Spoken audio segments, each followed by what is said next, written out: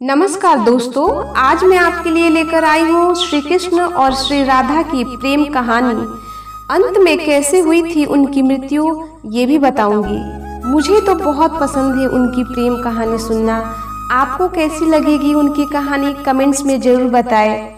आइए शुरू करते हैं। जब भी प्रेम की बात होती है तो श्री कृष्ण राधा के प्रेम की मिसाल सबसे पहले आती है। राधा श्री कृष्ण के प्रेम को जीवात्मा और परमात्मा का मिलन कहा जाता है। राधा श्री कृष्ण का बचपन का प्यार थी। श्री कृष्ण जब 8 साल के थे तब दोनों ने प्रेम की अनुभूति की। राधा श्री कृष्ण के दैवीय गुणों से परिचित थी। उन्होंने जिंदगी भर अपने मन में प्रेम की स्मृतियों को बनाए रखा। यही उनकी रिश्ते की सबसे बड़ी खूबसूरती है। कहा जाता है कि श्री कृष्ण को केवल 2 ही चीजें सबसे ज्यादा प्रिय थी। ये दोनों चीजें भी आपस में एक दूसरे से गहराई से जुड़ी हुई थी, बांसुरी और राधा। कृष्ण की बांसुरी की धुन ही थी जिससे राधा श्री कृष्ण की तरह खींची चली गई। राधा की वजह से श्री कृष्ण बांसुरी को हमेशा अपने पास ही रखते थे। भले ही श्री कृष्ण और राधा का मिलन नहीं हो सका, लेकिन उनकी बांसुरी उन्हें हमेशा एक सूत्र में बांधे रही। श्री कृष्ण के जितने भी चित्रण मिलते हैं उनमें बांसुरी जरूर रहती है। बांसुरी श्री कृष्ण के राधा के प्रति प्रेम का प्रतीक है। वैसे तो राधा से जुड़े कई अलग अलग विवरण मौजूद है, लेकिन एक प्रचलित कहानी बताते हैं। भगवान श्री कृष्ण से राधा पहली बार तब अलग हुई जब मामा कंस ने बलराम और कृष्ण को आमंत्रित किया।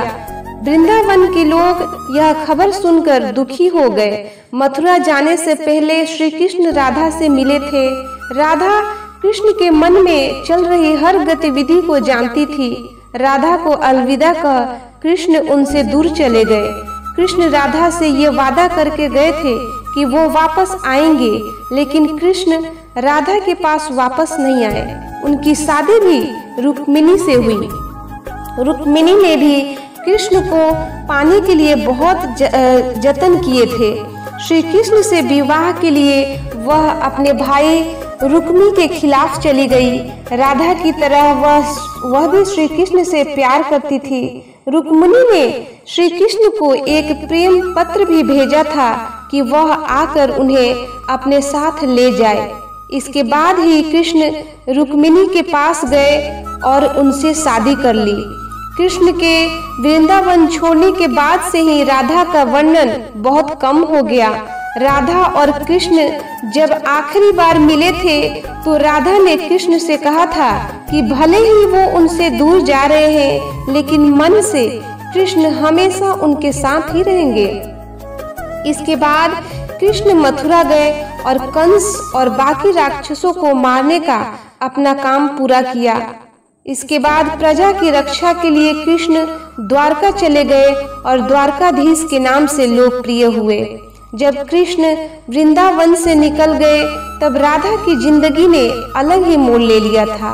राधा की शादी एक यादव से हो गई। राधा ने अपने दाम्पत्य जीवन की सारी रस्में निभाई और बूढ़ी हुई, लेकिन उनका मन तब भी कृष्ण के लिए समर्पित था।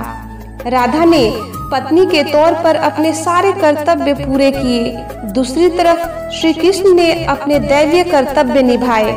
सारे कर्तव्यों से मुक्त होने के बाद राधा आखिरी बार अपने प्रियतम कृष्ण से मिलने गई। जब वह द्वारका पहुंची तो उन्होंने कृष्ण से रुक्मिणी और सत्यभामा से विवाह के बारे में सुना, लेकिन वह दुखी नहीं हुई। जब कृष्ण ने राधा को देखा तो बहुत प्रसन्न हुए। दोनों संकेतों की भाषा में एक दूसरे से काफी देर तक बातें करते रहे। राधा जी को कान्हा की नगरी द्वारिका में कोई नहीं पहचानता था। राधा के अनुरोध पर कृष्ण ने उन्हें महल में एक देविका के रूप में नियुक्त किया। राधा दिन भर महल में रहती थी और महल से जुड़े कार्य देखती थी। मौका मिलते ही वह कृष्ण के दर्शन कर लेती थी, लेकिन महल में राधा ने श्री कृष्ण के साथ पहले की तरह का आध्यात्मिक जुड़ाव महसूस नहीं कर पा रही थी। इसलिए राधा ने महल से दूर जाना तय किया। उन्होंने सोचा कि वह दूर जाकर दोबारा श्री कृष्ण के साथ गहरा आत्मीय संबंध स्थापित कर पाएगी। उन्हें नहीं पता था कि वह कहाँ जा रही है, लेकिन भगवान श्री कृष्ण जानते थे। धीरे धीरे समय बीता और राधा बिल्कुल अकेली और कमजोर हो गई। उस वक्त उन्हें भगवान श्री कृष्ण की आवश्यकता पड़ी। आखिरी समय में भगवान श्री कृष्ण उनके सामने आ गए। कृष्ण ने राधा से कहा कि वह उनसे कुछ मांगे, लेकिन राधा ने मना कर दिया। कृष्ण के दोबारा अनुरोध करने पर राधा ने कहा कि वह आखिरी बार उन्हें बांसुरी बजाते देखना चाहती है। श्री कृष्ण ने बांसुरी ली और बेहद सुरीली धुन में बजाने लगे। श्री कृष्ण ने दिन रात बांसुरी बजाई, जब तक राधा आध्यात्मिक रूप से कृष्ण में विलीन नहीं हो गई। बांसुरी की धुन सुनते सुनते राधा ने अपने शरीर का त्याग कर दिया। हालांकि भगवान कृष्ण जानते थे कि उनका प्रेम अमर है, बावजूद वे राधा की मृत्यु को बर्दाश्त नहीं कर सके। कृष्ण ने प्रेम के प्रतीकात्मक अंत के रूप में बांसुरी तोड़कर झाड़ी में फेंक दी। उसके बाद श्री कृष्ण ने जीवन भर बांसुरी या कोई अन्य वादक यंत्र नहीं बजाया। कहा जाता है कि जब द्वापर युग में नारायण ने श्री कृष्ण का जन्म लिया था, तब माँ लक्ष्मी ने राधा रानी के रूप में जन्म लिया था, ताकि मृत्यु लोक में भी वे उनके साथ ही रहे।